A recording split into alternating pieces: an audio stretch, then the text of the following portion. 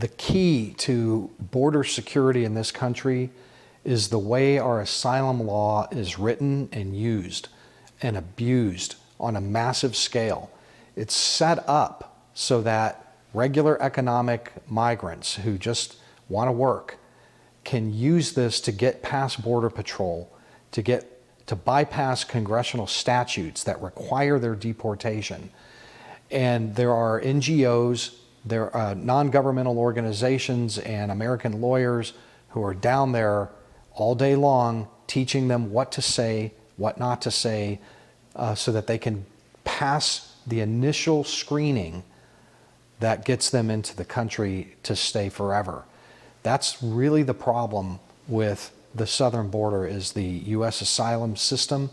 It has to be eliminated completely and rebuilt from scratch in order to prevent these mass migration crises. We'll never get past this until we utterly reform from top to bottom the U.S. asylum system and the law behind it.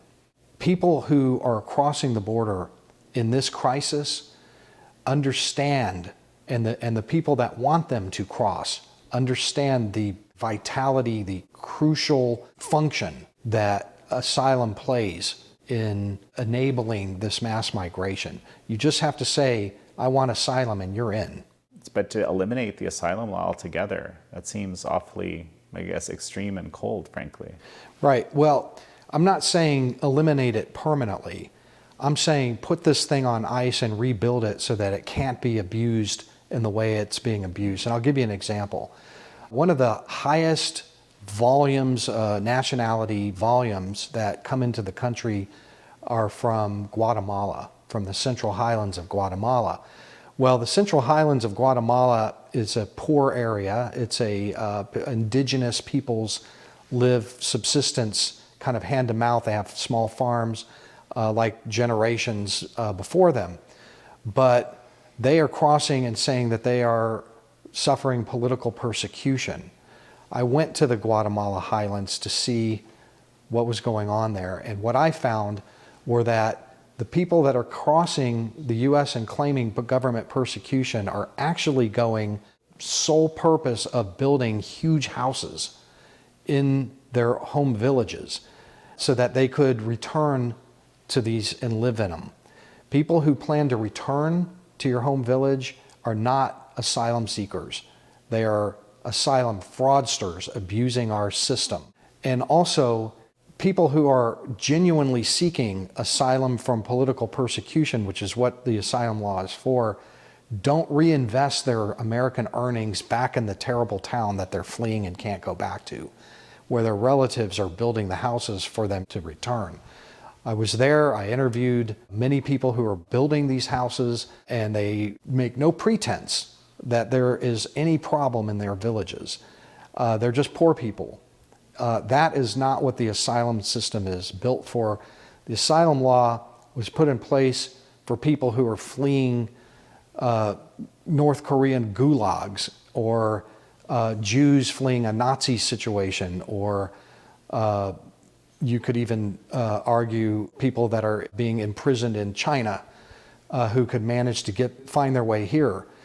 The other thing about it that people forget is, we have a lot of people coming from Africa right now, from war-torn places, terrible places. I grant you that. Nobody wants to live in Haiti. Nobody wants to live in some of these war-torn countries. But if you are crossing 10 other perfectly safe countries first to get here, your argument that you're coming for asylum is deeply undermined. Because when you are truly drowning, you don't decide which of the 10 life rafts were thrown at you to grab is the best one. You grab the first one. That's not what's happening. These journeys are planned. They are rational choices that are being made for economic reasons, because the United States is the best place in the world to live. It's certainly understandable that people would want to improve their economic fortunes and live in a country that kind of works, has a court system, has police that actually do protect and serve. But our asylum system is not the way to do that. There's a legal way to do it.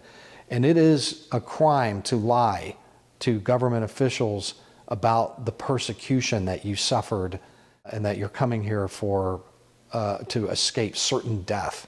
You know, you mentioned Haiti, and you know, you cover Haiti in the book quite a bit, and especially this program actually that the Biden administration had to send people back to Haiti. Let me just start by saying that the majority of Haitians, I would say not just the majority, but the supermajority of Haitians that have crossed our southern border to claim asylum already had asylum in two countries, Brazil and Chile. Those governments gave Haitians full residency, full work authorization, and there actually was work. They were making money, they were secure, they enjoyed those countries. I've interviewed many dozens, I would say hundreds of Haitians.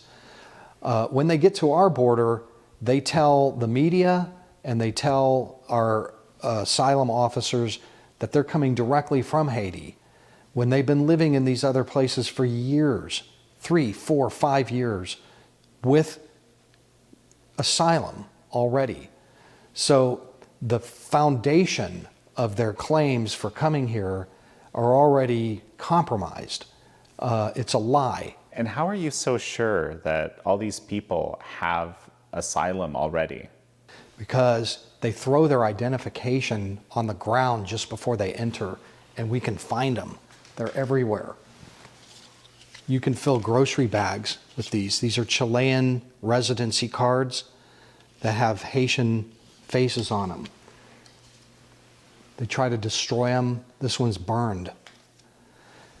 These are evidence of asylum fraud, because when Haitians get caught with one of these, they're not going to be admitted into the United States. So they try to burn them, they throw them in the river, and the ones that get thrown in the river wash up on the ground, or they just throw them on the ground on the Mexican side, and anybody can go down there and scoop these up. That being said, so many started coming into the United States all at once because they told me the Biden administration made it possible for them to be admitted legally when they showed up. So they pulled up stakes in Chile and Brazil and took advantage of it, of course. They're rational people, and they're making economic decisions based on pure logic. If you know that you're finally going to get in, they're going to let you in, you're going to upgrade.